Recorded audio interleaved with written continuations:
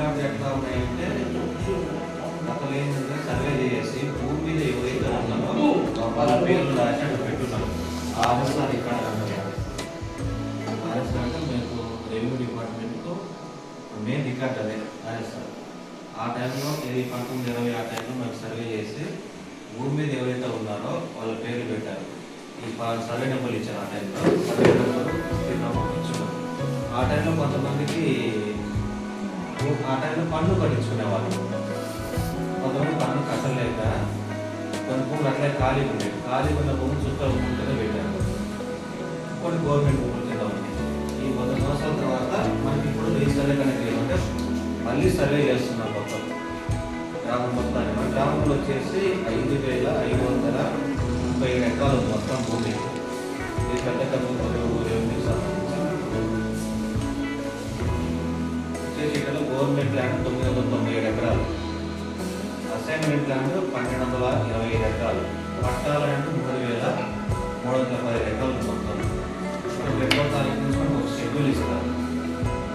ఇది ఏ రోజు మనము భూమికి వచ్చి మాకు టీమ్స్ వేస్తున్నాము. సర్వేయర్స్ 2 టీమ్స్లో వెళ్ళిపోయి దాని టీం వచ్చేసి విఆర్ఓ సర్వేయర్ టీమ్స్ విడగొట్టుకొని 2వ తారీఖు నుంచి అలానా సర్వే నెంబర్కి మేము ఫీల్డ్ మీదకి వస్తాము. మీ దగ్గర ఉన్నటువంటి డాక్యుమెంట్స్ మీకు భూమికి సంబంధించిన డాక్యుమెంట్స్ తీసుకొని మన డేట్ ఇచ్చిన పాలన తేదీ మీకు ఒక వాట్సాప్ గ్రూప్ కూడా క్రియేట్ చేస్తాం. గ్రామంలో చదువుకున్న వాళ్ళు ఉంటారు కదా పిల్లలు, అందరినీ యాడ్ చేసి ఒక వాట్సాప్ గ్రూప్ క్రియేట్ చేస్తాము. ఆ లిస్టు షెడ్యూల్ మొత్తం మీ వాట్సాప్ గ్రూప్లో షేర్ చేయడం జరుగుతుంది. సచివాలయంలో మేము అందిస్తాము. అంటే ఏ రోజు ఏ భూమికి వస్తారని చెప్పేసి. నేను చెప్పేది ఏంటంటే మీ రైతులంతా మాకు సహకరించి మేము చెప్పిన డేట్కి మీరు సాగు చేసుకున్న భూమికి వచ్చినట్లయితే మీరు ఎటువంటి డాక్యుమెంట్స్ మొత్తం తీసుకోండి. మనకు యాక్చువల్గా మీకు స్టార్టింగ్ ఒక డ్రోన్ అని తిరిగి ఉంటుంది, ఐడియా ఉందా? రీసర్వే స్టార్ట్ చేయడానికి ముందు డ్రోన్ అంటే ఒక విమానం లాంటిది ఆ పొలాలు మొత్తం మీద తిరిగేసి ఈ విధంగా మ్యాప్ ఇచ్చింది. ఇది ఒక పార్ట్ మాత్రమే. మన ఊరు పెద్ద ఊరు కాబట్టి 4 ముక్కలు వచ్చింది.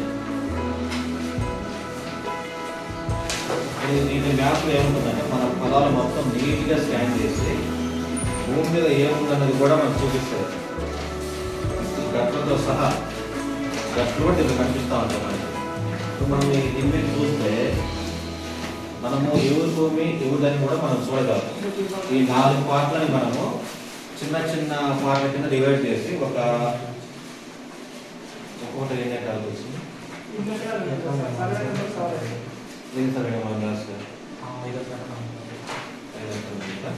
ఇట్లా ఆ పెద్ద మ్యాప్లోనే ఈ విధంగా చిన్న ఐటమ్ టైల్స్ అంటారు.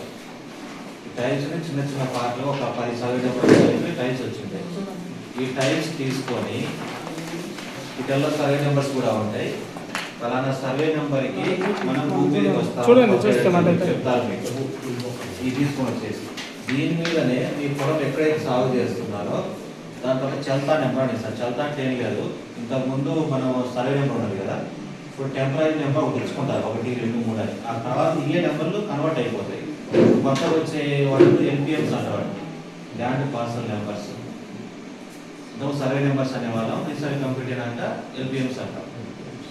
ఆ విధంగా మీ భూమి తీసుకొచ్చిన తర్వాత మీ దగ్గర డాక్యుమెంట్స్ అన్ని పరిశీలించిన తర్వాత ఫలానా వాళ్ళ పేరు రాసుకుంటారు ఆ భూమి మీద.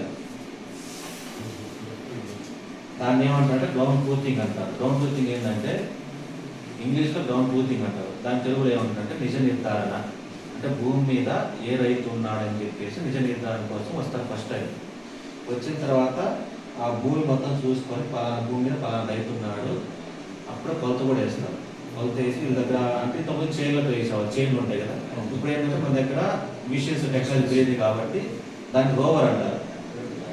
నువ్వు ఏదైతే సాగు చేస్తున్నావో ఇప్పుడు ఈ బల్లే నీ సాగు చేసే భూమి అనుకోండి, 4 పక్కల పాయింట్ పెట్టేసి మిషన్తో కొలత వేసి మీకు విస్తీర్ణం ఎంతుందని చెప్తారు. ఇక్కడ మనకు వచ్చే సమస్యలు ఏంటి, అసలు రీసర్వే ఎందుకు చేస్తున్నావు?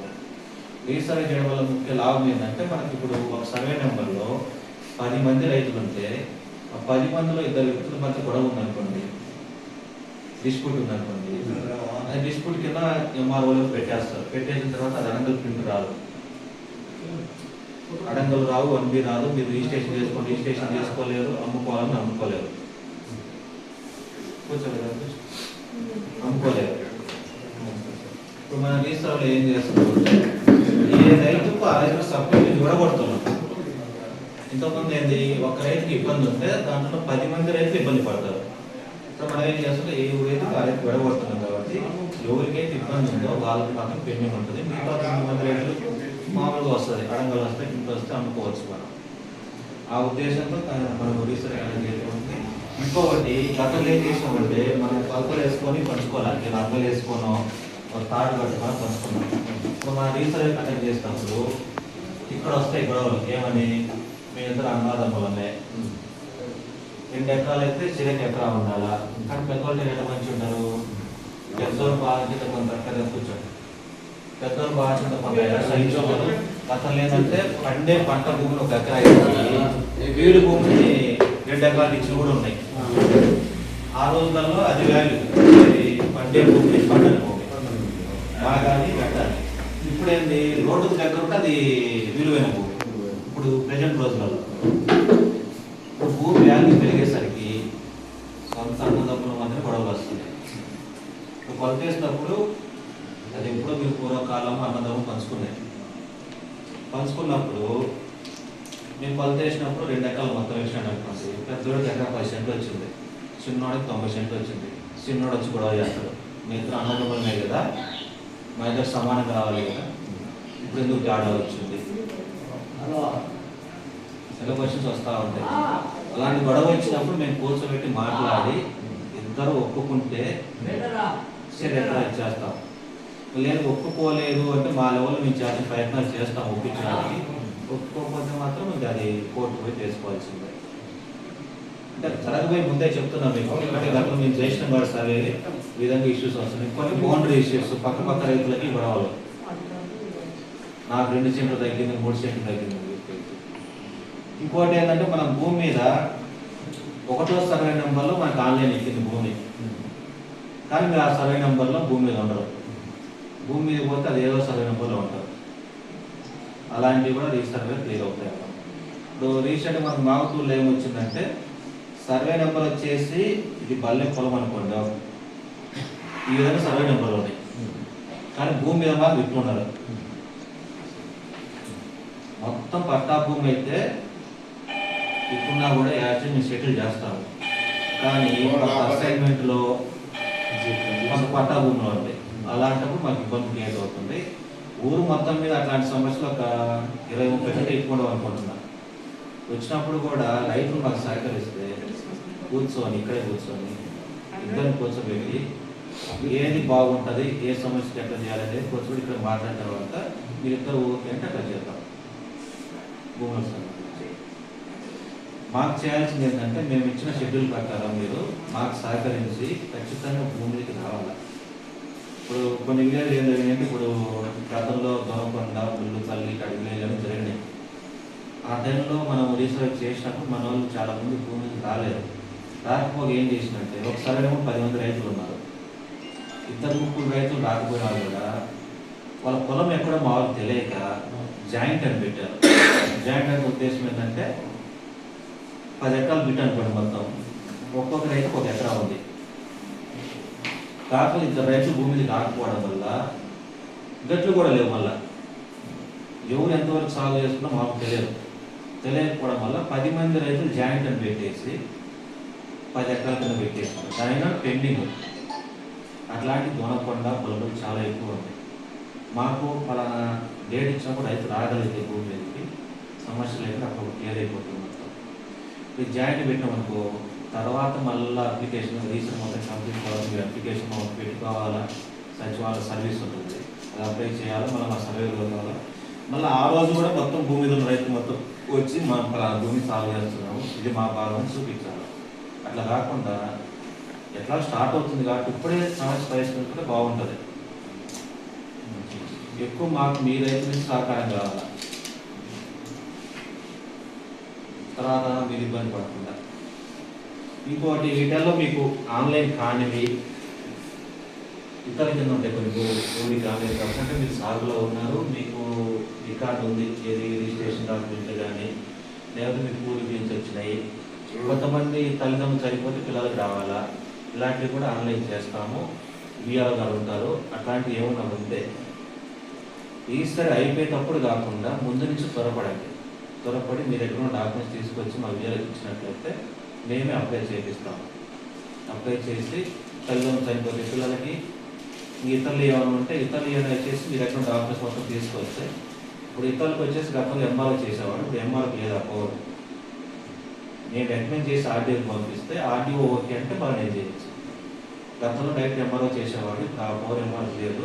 మీ దగ్గర డాక్యుమెంట్స్ మొత్తం తీసుకొని ఆర్డీఓకి పంపించేసిన తర్వాత ఇది చేయడం జరుగుతుంది. ఏ సమస్య అయినా ఈ రీసర్లో క్లియర్ అవుతుంది. మీరైతే సహకరించాలి. మీకేమైనా డౌట్స్ ఉంటే చెప్పండి. నాకు డౌట్ సార్. చెప్పేద్దాను. మా అబ్బాయి చనిపోయింది సార్. ఆ అమ్మాయికి ఆడపిల్లలు ఒక మగపిల్లలు సంవత్సరం నాలైంది. బియ్యం కార్డు కావాలి సార్. ఇంజిన్కి అప్లై చేసి అడుగు సార్ ఉంటాడు.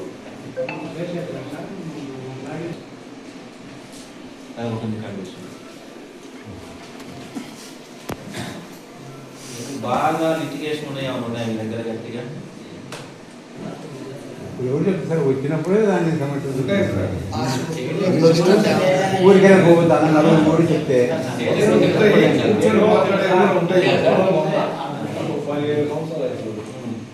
నాలుగైదు ఎక్కాలంటే అమ్మినోళ్ళు పెళ్ళి కొన్నోళ్ళు పెళ్ళి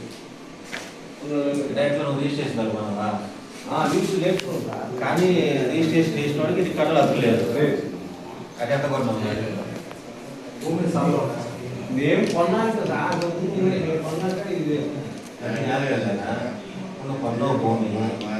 నీకు ఎవరైతే అమ్మిన వాళ్ళ ఖర్చులున్నాయా? వాళ్ళదేనా భూమి? ఎక్కలేదు.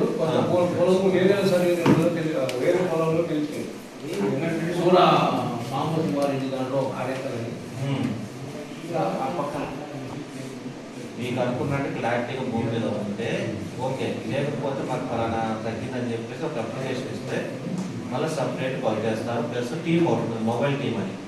మొబైల్ టీం అంటే దానికి ఎటువంటి డిప్యూటీ తహసీల్దారు, ఆర్ఐ, మండల సభ్యులు దానికి ఉంటారు. వాళ్ళు ముగ్గురు మిమ్మల్ని కూర్చోబెట్టి మీతో మాట్లాడి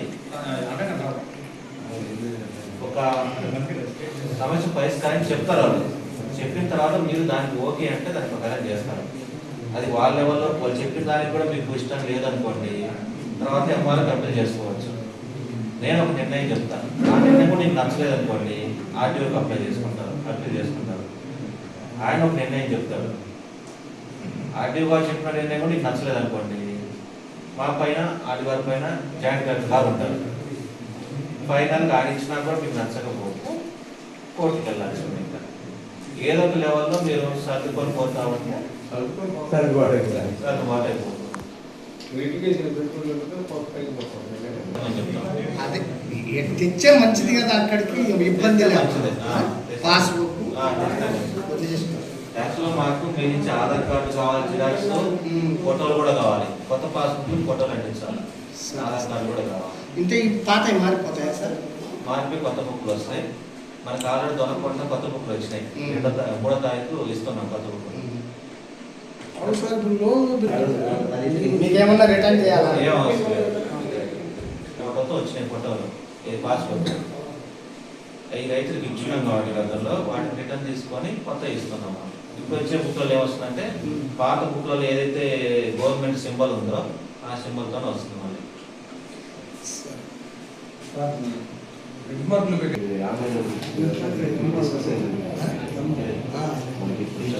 రాదు, అసైన్మెంట్ ఉందని చెప్పి